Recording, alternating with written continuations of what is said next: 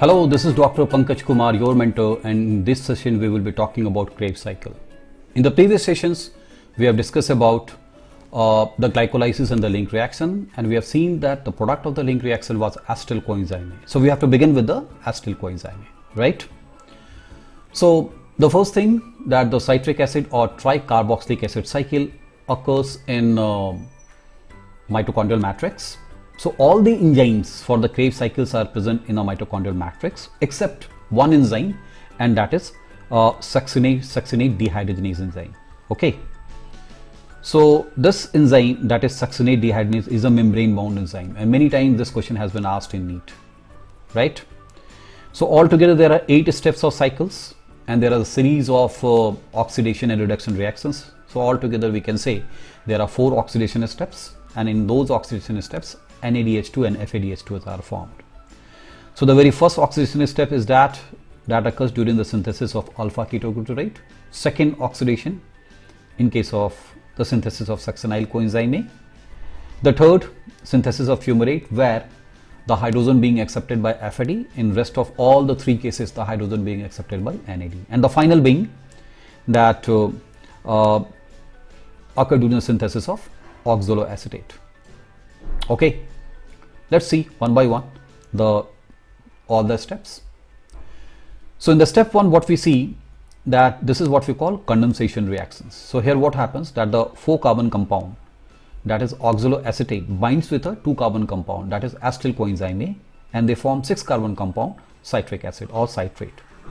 Okay, the reaction is going to occur in the presence of enzyme called citrate synthetase, right? So this is what we call condensation reactions. In the second reaction, what happens, that isocitrate gets converted, citrate gets converted into isocitrate. This is so what we call, it is a isomerization reactions. Okay, and here this reaction is going to occur in the presence of enzyme citrate synthetase or a single enzyme, what we call aconitase. So aconitase is going to perform this 2 steps reactions. First of all, citrate gets converted into cis aconitase and cis aconitase into isocitrate. So we will consider that citrate being converted into isocitrate. This is the step number 2, right? Step number 3 is actually beginning of our first oxidation step, where what happens, that isocitrate gets converted into alpha ketoglutarate. Mind it, isocitrate is a 6-carbon compound, alpha ketoglutarate is a 5-carbon compound. So one CO2 is actually coming over here. So this is also the first oxidative decarboxylation. Why we are calling oxidative? Because here hydrogen is also being released and hydrogen being accepted by NAD, forming NADH2. Okay, so here the reaction being catalyzed by enzyme what we call isocitrate dehydrogenase, right? So please remember, this is the first oxidative decarboxylative pathway in case of the Krebs cycle, and 5-carbon compound alpha ketoglutarate is formed. In step number 4, which is accidentally the second oxidation step as well. So what happens, that alpha ketoglutarate is actually getting converted into succinyl coenzyme A. Okay, so again this is also a step of oxidative decarboxylation, because you see alpha ketoglutarate was a 5-carbon compound, succinyl coenzyme is a 4-carbon compound. So here also CO2 is actually coming out, right? And this is being catalyzed by enzyme called alpha ketoglutarate dehydrogenase, right? So now we have a 4-carbon compound, that is in the form of succinyl coenzyme A. Now step number 5, there is a substrate level phosphorylation is happening. Succinyl coenzyme A is getting converted into succinate, and ATP being accepted by ZDP.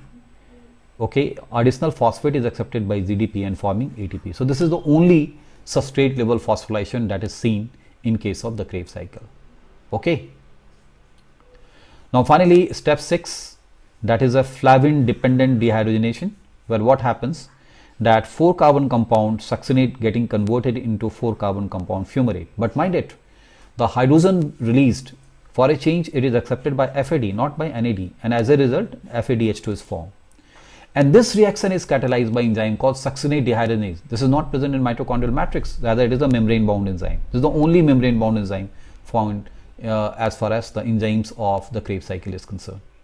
Okay, so that is that was the third oxidation step. Now in step number 7, what we say, fumarate gets converted into malate. Okay, so what happens, this reaction is catalyzed by enolase and here water molecule is released. So the step number 8 is our last oxidation step or the 4th oxidation step. Here what happens, that malate, that is a 4 carbon compound, is getting converted into oxaloacetate, the acetyl coenzyme A acceptor, and in the process hydrogen being released and NADH2 is formed. Again, this reaction is catalyzed by enzyme malate dehydrogenase. So altogether we have seen there are 4 oxidation steps out of 4, 3 being in which NAD being act as a hydrogen acceptor, in one the FAD act as a hydrogen acceptor, and as a result in a reaction in one particular cycle, what we see that 3 NADH2 and 1 FADH2 is formed, right? You can see the entire cycle once again. So we have started with binding of this acetyl coenzyme A, you can see there. So citrate being formed, now citrate, so it to isocitrate. After isocitrate, that NADH is formed.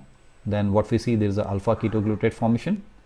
Then again, this was the first oxidation. Now this is the second oxidation. So what happens? Succinyl coenzyme may be formed, right? Substrate-level phosphorylation. So this is the third oxidation. What we see, the very formation of a fumarate. And finally, that this is the 4th oxidation in which the oxaloacetate is actually formed. So altogether, Krebs cycle consists of 4 oxidation steps. Mind it, Krebs cycle is not known for the release of energy, rather it is known for producing an intermediate that will eventually act as a raw material for electron transport system in which actually energy is released. So we will talk about the energetics, and in case of energetics we will talk about the potential of the Krebs cycle contributing the total amount of ATP. Okay, so we know very well that total number of NADH2 per cycle form is 3, and 1 NADH2 is capable of forming 3 ATP, so altogether it's a 9 ATP. FADH2, it is capable of forming only 2 ATP, so that's why it will contribute 2 ATP, and there is a 1 substrate level GDP or ATP is formed. So altogether we can say that 12 ATP per cycle is formed, or from 1 molecule of glucose can generate a 24 ATP, because you see this is with a reference to 1 molecule of acetyl coenzyme A entering into the Krebs cycle, because we know very well from glycolysis the 2 molecule of pyruvate enter into the mitochondria. So that means 2 molecule of acetyl coenzyme is going to form. So naturally 1 molecule of glucose has a capacity to generate 24 ATP, right? This was all as far as the energetics of Krebs cycle is concerned. Let's discuss about the regulation, that how regulation is exercised. You see, there are 3 possible ways in which regulation can be exercised. 1 by citrate synthetase, second by isocitrate dehydrogenase, and third by alpha ketoglutarate dehydrogenase. But the most important among all the 3 is the citrate synthetase. Okay, so what happens, it is inhibited by high concentration of ATP. Okay, so what happens if there is a high concentration of ATP? So naturally the cycle would not like to fire more and more NADH to electron transport system. Okay, so that's why the ATP is going to inhibit the citrate synthetase, and that why the cycle will not run. Okay, similarly isocitrate dehydrogenase regulates the speed at which citrate isomer or citrate lose a carbon to form a 5 carbon alpha ketoglutarate. So this is the second regulatory method. And third, that the alpha ketoglutarate dehydrogenase, what they do, that the 2 products of the reaction, that is succinyl coenzyme A and NADH, both is going to work as a inhibitors at large concentration, because you know alpha ketoglutarate dehydrogenase ultimately it leads to the production of the succinyl coenzyme A. If there is a larger quantity of succinyl coenzyme A, they themselves is going to inhibit the alpha ketoglutarate dehydrogenase, and thereby the succinyl coenzyme will not form. So this is how the regulation is actually being exercised, right? So that is all as far as entire Krebs cycle is concerned. We will discuss further in case of the electron transport system. Okay, thank you.